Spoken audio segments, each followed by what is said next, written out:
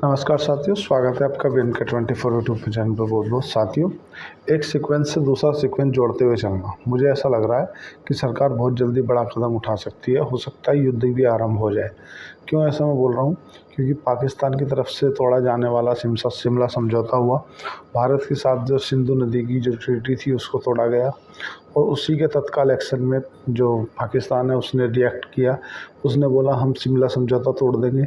या जिस तरह से भारत ने बोला कि 48 घंटे में आप पाकिस्तानी जो नागरिक हैं वो भारत छोड़ दें, ऐसे ही पाकिस्तान ने भी कहा कि 48 घंटे के अंदर भारत के नागरिक पाकिस्तान छोड़ दें। सेम टीट टू टेस्ट वाली कंडीशन वो कर रहा है, लेकिन उसको खुद नहीं मालूम कि वो भारत के जाल में फंसता जा रहा है। मैं ऐसा क्यों बोल रहा हूँ कि भारत के जाल में फंसता जा रहा है, आगे उसको मैं क्लियर करूँगा। देखिए साथियों, भारत ही चाहता था कि वो अपना शिमला समझौता तोड़ दे। एक सीक्वेंस को दूसरे सीक्वेंस के साथ में जोड़ते हुए चलना। अगर वो अपना जो शिमला समझौता है वो तोड़ देता है, तो उसके साथ साथ में अकेला शिमला समझौता ही नहीं, उसके साथ में जो LOC है, मतलब जो एक हमने बॉर्डर माना था, वो बॉर्डर भी साथ के साथ टूट जाएगा। हमने जो माना था, देखो शिमला समझौता पहले समझ लेते क्या है। 1972 में 2 जुलाई 1972 में शिमला समझौता हुआ था, जब भारत पाकिस्तान से अलग करके बांग्लादेश का युद्ध हुआ था।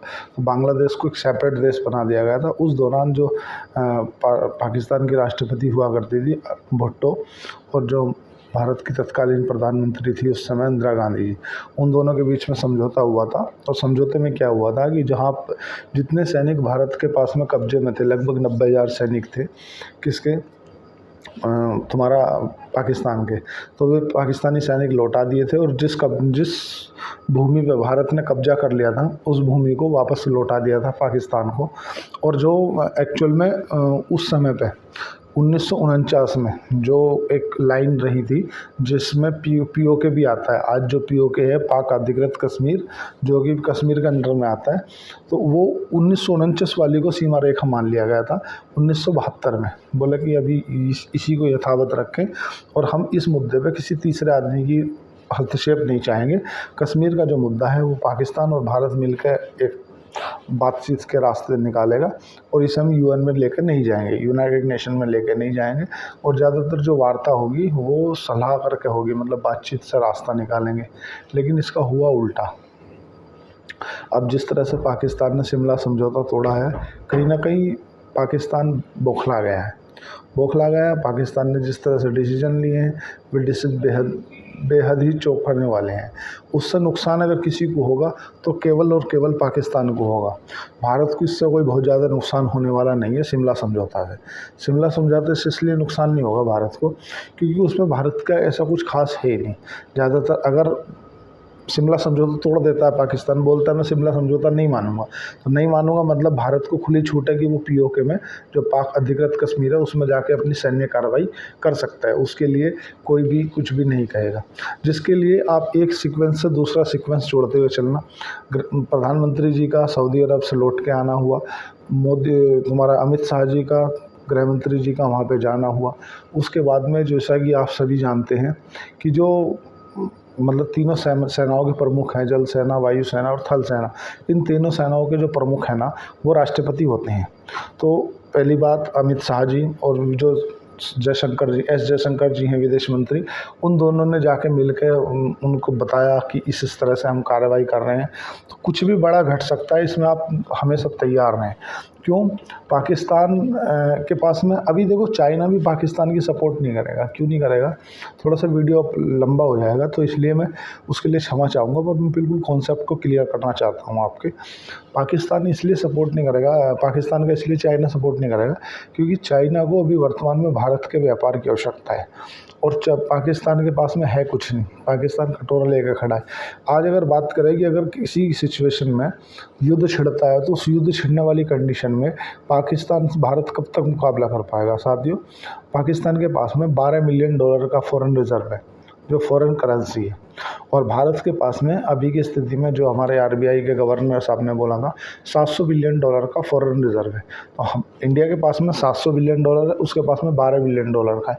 तो जाहिर सी बात है, इंडिया इकोनॉमी बड़ी है, तो इसलिए फॉरेन रिजर्व भी ज़्यादा है। पहली सिचुएशन, पैसे के मामले में तो कहीं टिकता नहीं है।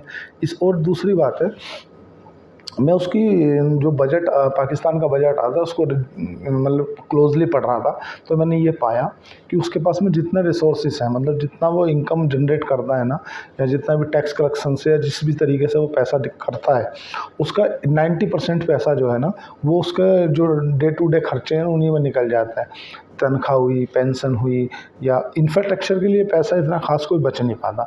इसलिए पाकिस्तान में आप देखे होगे ना कि भुखमरी, बेमतलब की बातें, झगड़े, क्योंकि पाकिस्तान ऐसा देश है जिसको मतलब ऑल ओवर विश्व में अगर देखा जाए ना, सबसे बेकार देशों में कंसिडर किया जाता है पाकिस्तान को। क्योंकि पाकिस्तान किसी को दोस्त बाद में बनाता है, कटोरा पहले लेके पहुंच जाता है, इतने रुपए दे दो भाई, इतने रुपए दे दो भाई। अब इसने शिमला समझौता तो तोड़ दिया, शिमला समझौता तोड़ दिया मतलब इसने पहला उल्लंघन कर दिया कि भारत को खुली छूट दे दी कि आप हमारे पीओके में आइए और जहाँ तक भी कब्जा चाह सकते हो कब्जा लीजिए। और दूसरी बात, एक्ट ऑफ वार बोल दिया इसने। जो सिंधु का जो नदी की ट्रीटी थी ना, उसे इंडिया ने अगर संधि को तोड़ता है ना, तो एक्ट ऑफ वार मान लिया जाएगा, मतलब इसको वार के रूप में कंसिडर किया जाएगा। तो पहली बात तो आप अपने मुंह से बोल रहे हैं एक्ट ऑफ वार, मतलब आप रिटिएट कर रहे हो, आप भारत के और अगर देखो, सबसे पहली बात तो आपको ये माननी पड़ेगी कि पाकिस्तान जो है ना पैनिक कर चुका है। पैनिक इतना कर चुका है कि जैसा भारत करता है सेम टू सेम पाकिस्तान कर रहा है। और ऐसा भी हो सकता है कि एक दो दिन में आपको ऐसा सुनने में आ जाए कि पाकिस्तान ने पैनिक में आके कोई मिसाइल या कोई रॉकेट लॉन्चर या कुछ इस तरह का हमला कर दिया। क्योंकि भारत नो फर्स्ट यूज पॉलिसी अपनाता है, और अगर पाकिस्तान ने एक बार हमला कर दिया भारत के ऊपर, तो पाकिस्तान को अपना पीछा छुटाना भारी हो जाएगा। क्योंकि पाकिस्तान कहीं नहीं टिकता किसी भी स्थिति में, ना युद्ध में। और अभी एक नेवी का बयान आया है, इंडियन नेवी की तरफ से एक बयान आया है कि हम तैयार हैं। और अगर इसका जो नेवल है ना, जो कराची की तरफ से इसका बंदरगाह है, अगर नेवल ब्लॉकेज कर दिया जाए, सबसे पहली बात है जो 1972 के युद्ध में पाकिस्तान क्यों हारा था, या पाकिस्तान की कमर किसने तोड़ दी थी, तो साथियों पाकिस्तान की कमर तोड़ी थी नेवल ब्लॉकेज ने। नेवल ब्लॉकेज मतलब कि जो इसका जो समुद्री रास्ता है, ज़्यादातर जितना भी तेल या जो भी एक्सपोर्ट इंपोर्ट होता है ना, वो समुद्री रास्ते से कराची एयरपोर्ट से होता है, ग्वादर बंदरगाह या कराची बंदरगाह। और ये ग्वादर बंदरगाह और कराची बंदरगाह दोनों पे ही नेवल ब्लॉकेज कर देना, अगर भारत अपनी नेवी को लगा करके बोले ना इस तरफ का सामान इस तरफ आएगा, ना इस तरफ का इस तरफ आएगा, तो पाकिस्तान के पास में अगर पेट्रोलियम की बात करें ना, तो मात्र 9 दिन का रिजर्व है कि 9 दिन है ही पाकिस्तान बिना पेट्रोल के लिए सर्वाइव कर सकता है। सबसे पहली बात तो ऊपर से पानी बंद कर दिया, पानी बंद कर दिया तो प्यास के मारे मर जाएंगे, सिंचाई नहीं होगी, कृषि नहीं होगी, और ऑटोमेटिक जो जीडीपी है वो टूट जाएगी। नीचे से उनको नेवल ब्लॉकेज कर दें, जो नेवल समुद्री रास्ता है, तो उनको कोई पेट्रोलियम नहीं आएगी, कोई सहायता नहीं आ पाएगी, कोई एक्सपोर्ट इंपोर्ट नहीं आएगा। दूसरी बात है कि आज की सिचुएशन में भारत ऐसी कंडीशन में खड़ा है कि जो सुपर पावर देश मानते हैं ना, सभी के सभी सुपर पावर देश भारत के साथ हैं। जैसा कि अभी डोनाल्ड ट्रंप का एक बयान आया, जो अमेरिका के राष्ट्रपति हैं, उन्होंने बोला कि टेररिस्टों का जो भी भारत जिस तरह का भी कदम उठाना चाहता है, उसमें अमेरिका उसके साथ में है। ऐसा ही बयान आया इज़राइल का। इज़राइल के जो नेतन्याहू हैं, उन्होंने स्पष्ट बोला है कि इज़राइल जो है तन मन धन तीनों से भारत के साथ है। ब्रिटेन के जो राष्ट्रपति हैं उनकी तरफ से ऐसा ही बयान आता है कि हम बिल्कुल साथ में हैं। रूस के राष्ट्रपति का बयान ऐसा ही आता है। तो ऑल ओवर जो ग्लोबली है ना, ग्लोबल सब लोग भारत के साथ में खड़े हो रहे हैं। ऐसा ही नहीं, 30 राजदूत, जो जैसे कि सभी देशों में आप जानते हो असेंबली, भाई सबके राजदूत होते हैं, सबके अपनी अपनी असेंबली होती है, तो वहाँ पे 30 राजदूतों को इनवाइट करके बुलाया गया है, उनसे चर्चा की गई है, और अमेरिका ने एडवाइजरी जारी कर दी है। और अमेरिका की एडवाइजरी कभी रूस खाली नहीं जाने देता, तो भारत कैसे जाने देगा। जैसा कि आप जानते हो कि अमेरिका जब भी यूक्रेन को लेकर एडवाइजरी जारी करता है कि मेरे नागरिक उस क्षेत्र में ना जाएं, तो आने वाले 2-3 दिनों में रूस वहाँ पे हमला कर ही देता है। क्योंकि यार अमेरिका ने बोला ना, उसके नाक की बात है अगर उसने बोला कि एडवाइजरी जारी करी। ऐसे ही जम्मू कश्मीर को लेकर के अमेरिका की तरफ से CIA की जो वहाँ की इन्वेस्टिगेशन एजेंसी है, उनकी तरफ से एक एडवाइजरी आई है कि भारत के जो जम्मू वाला क्षेत्र है, उस क्षेत्र में अगर कोई अमेरिका का नागरिक है तो उस क्षेत्र में ना रहे, वो इस तरफ आ जाए, मध्य भारत की तरफ। और अगर कोई पाकिस्तान में है तो पाकिस्तान तत्काल 48 घंटे के अंदर अंदर खाली कर दे। तो जाहिर सी बात है कि कुछ ना कुछ बड़ा हो सकता है, बड़ा कदम उठा सकते हैं, क्योंकि जब इतने बड़े बड़े देश बोल रहे हैं कि भारत कुछ बड़ा कर सकता है, तो बड़ा मतलब उनके लिए बड़ा, सोचो कितना बड़ा होगा। पहली बात, ऐसा डिसीजन लेने से पहले, क्योंकि जैसे आप जानते हो कि भारत की जो तीनों सेनाएं होती हैं वो सर्वोच्च, उनका जो मालिकाना हक होता है वो राष्ट्रपति के पास में होता है। तो ऐसी एस जयशंकर जी, अमित शाह जी, उन्होंने सीक्वेंस बाय सीक्वेंस जोड़ते हुए चलना, राष्ट्रपति जी को उसकी सूचना दे दी कि इस तरह से कृत्य हुआ है। और देखो क्या हम लोगों को ना एक थोड़ा सा समझदारी वाला परिचय ये देना है कि हमें ना आपस में हिंदू मुस्लिम नहीं करनी, क्योंकि जैसा कि पाकिस्तान चाहता है कि भारत के जो हिंदू हैं वो पैनिक करें और वो आपस में हिंदू मुस्लिम कर लें, जिससे कहीं ना कहीं गृह युद्ध जैसी सिचुएशन बन जाए। तो अगर इस तरह की सिचुएशन बनती है ना, तो इसका जो फ़ायदा मिलेगा ना वो उन्हीं को मिलेगा। और आज पाकिस्तान घुटनों पे है, जो पाकिस्तान का टेररिज्म है ना, हाफिज़ सईद का जो सरगना माना जाता है ना, उसका भी एक वीडियो वायरल हो रहा था। उसने बोला है कि मैं हाथ जोड़ के और मैं मुखालफत करता हूँ, इससे हमारा कोई लेना देना नहीं है। पाकिस्तान ने जो भारत का ऐसा कुछ भी, मतलब भारत जो भी हुआ है उसमें पाकिस्तान का कोई हाथ नहीं है। भारत ने जो उसकी जल संधि तोड़ी है वो गलत है, ऐसा नहीं तोड़ना चाहिए। इस तरह से पाकिस्तान की जो आवाम है उनको नुकसान होगा। भाई नुकसान होगा वहाँ तक सब ठीक है, लेकिन तुम अभी गलत जगह भिड़ गए। तुम्हें पता नहीं है कि तुम सोच रहे थे कि सब सरकारें ऐसी हैं। सर्वदलीय एक बैठक हो गई, उस सर्वदलीय बैठक में जितने भी बड़े बड़े नेता थे, असदुद्दीन ओवैसी या तुम्हारा राहुल गांधी या मल्लिकार्जुन खड़गे जो विपक्ष के नेता थे, सबको बुलाया गया और सबसे पूछा गया। और अमित शाह जी ने बोला कि भाई चूक हुई है वो हम मानते हैं, पर लेकिन अब इस तरह की सिचुएशन है, क्या हमें क्या करना चाहिए। तो जैसे कि विपक्ष के नेताओं की तरफ से भी बयान आया, मैं पढ़ भी रहा था, उसमें भी मैंने पाया तो सभी का एक बहुमत रहा। उन्होंने बोला कि सरकार जो भी कदम उठाएगी उसमें विपक्ष उनके साथ है, विपक्ष का कोई भी प्रतिक्रिया किसी भी रूप से बाहर नहीं रहेगी। और हम कहीं ना कहीं इंटरनली, ये कहीं ना कहीं देश की सुरक्षा का मामला है, इसमें प्रत्येक देश का नागरिक देश के साथ में है। बिल्कुल भी इस तरह के कृत्यों को अंजाम अगर कोई आतंकवादी संगठन देता है तो वो बिल्कुल ही गलत है, ऐसा नहीं होना चाहिए। जैसा कि आज अदम्बे एक तरह से, जैसा कि भारत के संविधान में भी कहा गया है, जब जो मानने वाले हैं वो कहते हैं कि आपस में लड़ें, लेकिन जब कभी झगड़ा बाहर वाले से हो तो घर वालों को सबको एक हो जाना चाहिए। और यही आज हुआ है। आज जब सरकार को कोई डिसीजन लेने की बारी आई कि हो सकता है पीओके पर सरकार अटैक कर दे, या पीओके जो पाक अधिकृत कश्मीर है, ऐसा भी हो सकता है कि सरकार उसे अपने कब्जे में ले ले, क्योंकि अब बहुत हुआ। देखो जैसा पहले सर्जिकल स्ट्राइक, ये इस तरह का तो नहीं होगा, क्योंकि इस तरह का इसलिए नहीं होगा कि बहुत हो चुका। और Indian navy, air force, Indian army, तीनों को अलर्ट मोड पे रखा गया है। जो तीनों के प्रमुख राष्ट्रपति जी हैं उनको पूरी सूचना दे दी गई है। पाकिस्तान ने भी एक मिसाइल की टेस्टिंग कर ली है। हाँ, एक भारत की तरफ से एक मिस्टेक हुई है कि जो भारत के बीएसएफ बॉर्डर सुरक्षा फोर्स हैं उसके एक जवान हैं जो कि पाकिस्तान के अंदर पेट्रोलिंग करते हुए एंटर हो गए थे, और उसके चलते उन्हें थोड़ा सा अरेस्ट कर लिया गया है। वो हालांकि एक जो संधि है उस संधि के अनुसार अगर उनके सैनिक हमारे यहाँ आ जाते हैं और वर्दी में हैं तो वो एक दूसरे की सेना से बात करके आदान प्रदान हो जाता है। लेकिन अब सिचुएशन थोड़ी सी आउट ऑफ कंट्रोल होती नज़र आ रही है, और ये तो पक्का है कि सरकार कोई ना कोई बड़ा डिसीजन लेगी, और वो डिसीजन ऐसा होगा कि इनकी कहीं ना कहीं कमर तोड़ कर रख देगा। अब वो समय आ गया है जब हम सब लोगों को एकता का परिचय देना है। हमें असभ्य नहीं होना, हमें उनको आतंकवादी संगठनों को ये मौका नहीं देना जैसे कि उन्होंने किया। भाई उनका जो मेन मोटिव था वो सिंपल था कि जिस तरह से कश्मीर के अंदर इंफ्रास्ट्रक्चर डेवलप हो रहा है, जिस तरह के कश्मीर के अंदर लोग टूरिज़्म आ रहे हैं, जिस तरह से उन लोगों का जो रोज़गार है दिन दूना रागिन चौगनी हो रहे हैं, तो अब वो टेररिस्ट की तरफ नहीं जाते हुए अब उन्हें करने खाने की तरफ ध्यान लगा रहे थे, क्योंकि यार उन्हें करने खाने में ज़्यादा पैसा आ रहा है के लिए। अब वो चाहते हैं कि जब यहाँ टूरिस्ट नहीं आएंगे, ये लोग सड़कों पर होंगे, खाने को नहीं रहेगा, भूखे रहेंगे, गरीब रहेंगे, तो इनको अपन बहला के फुसला के कुछ पैसे दे के और फिर अपन बोलेंगे कि तुम एक काम करो, सेना के ऊपर पत्थर मारो। तो जैसा कि वो चाहते हैं।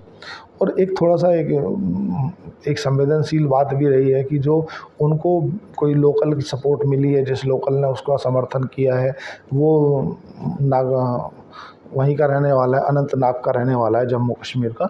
वो 2018 में जो है पाकिस्तान गया था और पाकिस्तान में जाकर उसने ट्रेनिंग ली थी।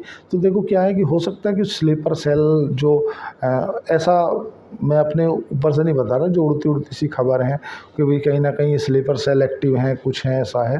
लेकिन ये सब चीज़ें मानने योग्य हैं कि सभी मुसलमान जितने भी हिंद मतलब भारत के अंदर रहने वाले हैं, सब एक से नहीं होते।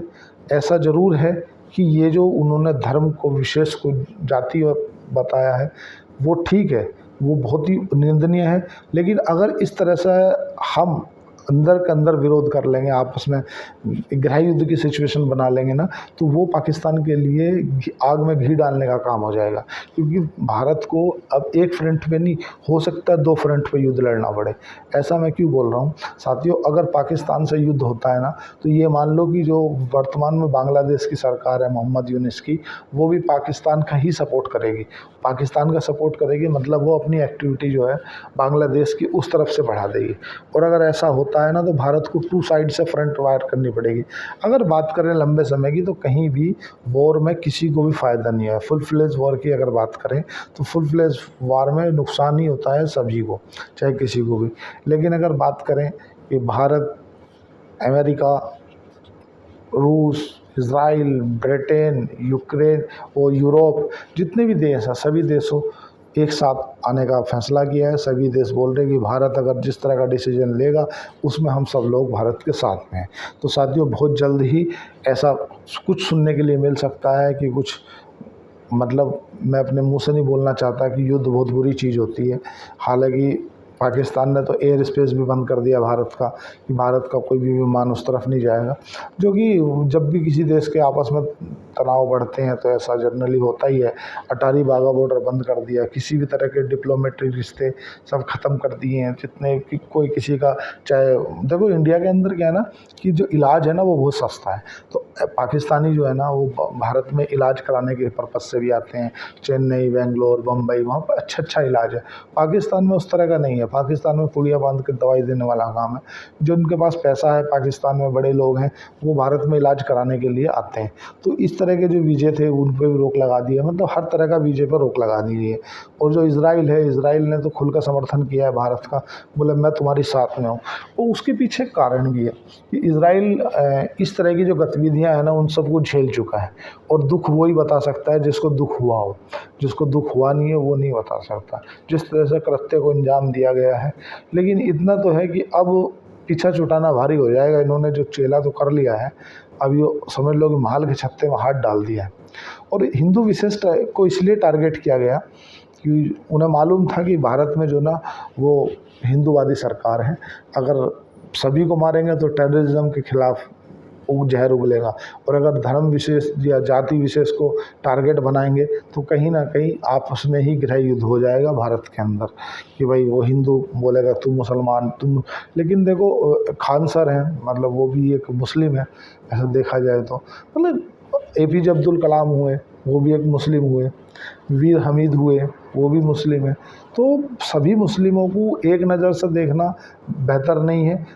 अब जो अभी की जनरेशन है, जो पहली जनरेशन थी, वो ठीक है। अभी जो देश को एकजुट होकर लड़ने की ज़रूरत है। अभी सभी लोगों को एक साथ सरकार का समर्थन करने की आवश्यकता है। सभी लोग सरकार का समर्थन करें। और कहीं ना कहीं हमने जो किया है वो बहुत अच्छा तो नहीं किया। अगर कहीं मोदी सरकार को 400 प्लस का, मैं किसी पार्टी विशेष का समर्थन नहीं करता, पर अगर 400 प्लस की सीटें होती, तो आज वो किसी भी तरह का कोई भी डिसीजन लेने के लिए या कहीं भी कोई भी संशोधन करने के लिए किसी के ऊपर आश्रित नहीं रहती। आज कहीं ना कहीं सरकार कमज़ोर है, और सरकार को कमज़ोर बनाने वाले हम ही हैं। हम जब वोट डालने का समय था, तो ACO से बाहर नहीं निकले, और आज हमारे साथ कुछ हुआ है तो हम प्रत्यय उसको बनाते हैं। लेकिन अगर मेरी पर्सनल राय मानी जाए, तो मैं तो केवल ऐसा किसी को करने का नहीं बोल रहा, लेकिन अगर कोई मेरे से पूछे कि देश का क्या सिचुएशन है, अभी अंडर कंट्रोल है क्या? तो अंडर कंट्रोल है, इतना कोई पैनिक वाली बात है नहीं, पर थोड़ा सा वो है कि गीदड़ भभकी दे रहा है पाकिस्तान, होने जाने वाला कुछ है नहीं। भारत के सामने वो कहीं नहीं टिकेगा, ना तो उसके पास में इतना पैसा है, ना उसके पास में इतना फॉरेन रिजर्व है। भारत ऊपर पानी रोक दे, नीचे से नेवल ब्लॉकेज कर दे, 4 दिन में घुटनों पे आ जाएगा। उस भारत की केवल एक पानी रोका और उसके जो बड़े बड़े आतंकी थे वे आके माफ़ी मांगने लगे, बोले हमें माफ़ कर दो। तो इसलिए थोड़ा सा धैर्य बनाए रखें। बाज़ार वो सब अलग है, वहाँ का पाकिस्तान का जो शेयर मार्केट है वो क्रैश हो चुका है। तो मैं तो इसलिए शंभू में तो वहाँ का शेयर मार्केट भी है, पर चलो जो भी है जैसे भी है, इसलिए घबराने की बात है नहीं। लेकिन बड़ी कुछ ना कुछ बड़ी घटना हो सकती है, तो इसके लिए अलर्ट रहें। जैसे भी कुछ है, जो भी कुछ है, मैं आपको अपडेट देता रहूँगा। अभी तक की तो ये सिचुएशन है कि जो राष्ट्रपति जी हैं उनको सूचित कर दिया गया है, तीनों सेनाएं अलर्ट हैं। नेवी ने एक मिसाइल का सफल परीक्षण कर लिया है। इंडियन नेवी की तरफ से एक मैसेज आया है कि आई विल बी रेडी, कि हम तैयार हैं। इसी तरह से पाकिस्तान जो बौखलाया हुआ है उसके पीछे कारण यही है कि वो ये देख रहा है कि कब क्या हो जाएगा, क्या उन कर देगा। क्योंकि अगर इस तरह से देखो, एक तैयारियां होती हैं, एक नियम होता है कि अगर आप किसी देश के ऊपर कुछ एक्शन लेने जा रहे हो ना, तो जितने भी तुम्हारे यहाँ पे उच्चायुक्त है ना, जितने भी तुम्हारी यहाँ एम्बेसी है ना, सभी एम्बेसियों में सूचित किया जाता है, उनके जो राजदूत है उन्हें बुलाया जाता है, उनको सूचित किया जाता है कि हम इस तरह से एक्शन लेना चाह रहे हैं, आपका क्या इसमें हस्तक्षेप है, कि आप क्या चाहते हो। तो फिर वो अपने देश के जो राष्ट्रीय अध्यक्ष होते हैं, या जैसे एस जयशंकर है, मान लो ऐसे मान के चलो, अगर अमेरिका इजराइल के ऊपर हमला करना चाहता है, ऐसा समझो, ऐसा नहीं करेगा पर मैं उदाहरण से समझा रहा हूँ, तो वहाँ एम्बेसी से पूछा जाता है कि हम ऐसे ऐसे उसके ऊपर एक्शन ले रहे हैं। तो भारत के जो राजदूत हैं वो एस जयशंकर जी से पूछेंगे, बोले वो इस तरह से कह रहे हैं, हम क्या बोलें, इजराइल के साथ हैं कि भारत की अमेरिका के साथ हैं। तो एस जयशंकर जी मोदी जी से पूछेंगे कि हम कैसे करें, क्या करें। तो वो बाकायदा एक रूल होता है। तो इसी तरह से 30 राजदूत हैं जो यूरोप के हैं, तुम्हारा ब्रिटेन के हैं, अमेरिका के हैं, इजराइल के हैं, सभी देशों के राजदूतों को बुलाया गया है, उनसे उनकी राय ली गई है। तो इसलिए कुछ ना कुछ तो बड़ा हो सकता है। इस देखते हैं, जैसे भी होगा अपडेट कर देंगे। लेकिन अपने सेना का मनोबल ना तोड़ें। अपनी जो भी सरकार है, सरकार जो भी डिसीजन लेगी वो हम लोगों के लिए अच्छे में ही लेगी। व्यक्तिगत पैनिक ना फैलाएं, व्यक्तिगत सिक्योर रहें, व्यक्तिगत जहाँ भी जाएं सावधानी से जाएं। और इतना ज़रूर है, मेरा तो ऐसा मानना है कि अब समय आ गया है कि आर्टिकल 97 का उपयोग किया जाए। आर्टिकल 97 क्या है? उन धारा 97 क्या कहती है साथियों? धारा 97 ये कहती है कि अगर आपके परिवार के ऊपर हमला किया जाता है तो आप कानून हाथ में ले सकते हैं। यही हमारा संविधान भी कहता है। अगर आपका परिवार है और आपके परिवार के ऊपर कहीं ऐसी जान के ऊपर आ रही है, आपको लग रहा है कि हमला है या कोई ऐसी बात है, तो आप धारा 97 का प्रयोग करते हुए सामने वाले को मार सकते हो, कोई दिक्कत नहीं है। अपने बचाव में, अपने डिफेंस में, कि भाई आपने अपनी सेल्फ डिफेंस की, अपने परिवार की डिफेंस की। क्योंकि इस तरह की कृत्य हैं अमेरिका में है, हालांकि चलो वो सब मैं एक अलग वीडियो बना दूंगा। तो आज के लिए इतना ही, क्योंकि वीडियो थोड़ी सी लंबी हो गई। तो बताना था कि किस किस तरह से गतिविधियां चल रही हैं, उन गतिविधियों को बताना ज़रूरी था कि साहब बता दूं कि इस तरह की सिचुएशन बन रही है। आज के लिए इतना ही। चैनल को लाइक करें, सब्सक्राइब करें। धन्यवाद, थैंक यू।